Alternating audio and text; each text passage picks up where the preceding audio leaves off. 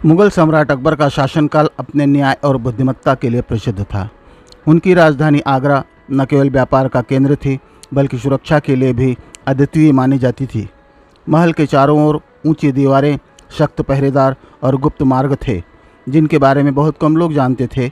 लेकिन एक दिन एक ऐसी घटना घटी जिसने पूरे महल और शहर को हिला दिया।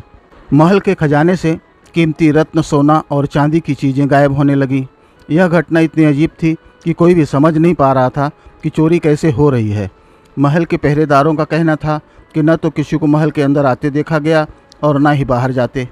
दरबार में सनसनी फैल गई।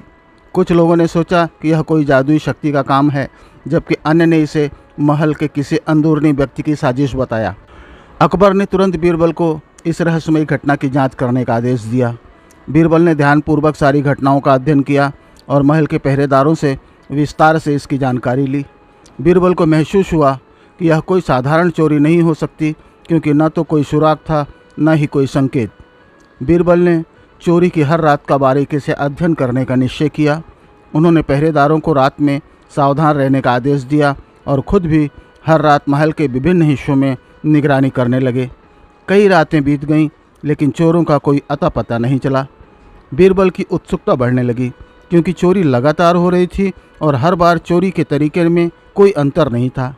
एक रात बीरबल ने फैसला किया कि वह महल के पुराने हिस्सों की जांच करेंगे, जो अब वीरान और उपयोग में नहीं थे। उन हिस्सों के बारे में कहा जाता था कि वहाँ पुराने ज़माने की सुरंगें थीं जो शहर के बाहर तक जाती थीं, लेकिन उन्हें सदियों पहले बंद कर दिया गया था। बीरबल ने सोचा कि हो सकता है चोर उन्हीं सुरंगों का उपयोग कर रहे हों। बीरबल अपने साथ कुछ वफादार सैनिकों को लेकर उन सुरंगों की ओर बढ़े। सुरंगें धूल से ढकी और सुनसान थीं। वे कई मोड़ों से गुजरते हुए सुरंग के गहरे हिस्से में पहुँचे।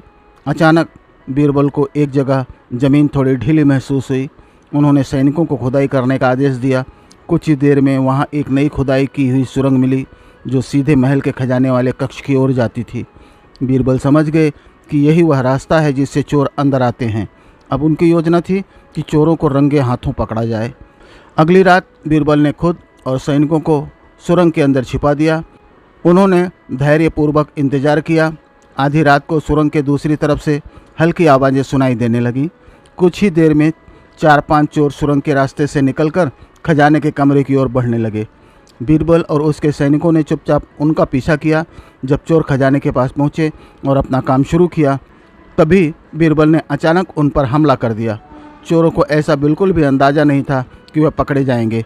उन्होंने भागने की कोशिश की, लेकिन सुरंग के जटिल रास्तों और बीरबल की चतुर रणनीति के कारण वह सब पकड़े गए। अकबर के दरबार में चोरों को पेश किया गया। अकबर ने बीरबल की बुद्धिमत्ता और बहादुरी की प्रशंसा की और चोरों को कड़ी सज़ा सुनाई। महल की सुरक्षा को और भी मजबूत किया गया और उन सुरंगों को हमेशा के लिए बंद कर दिया गया।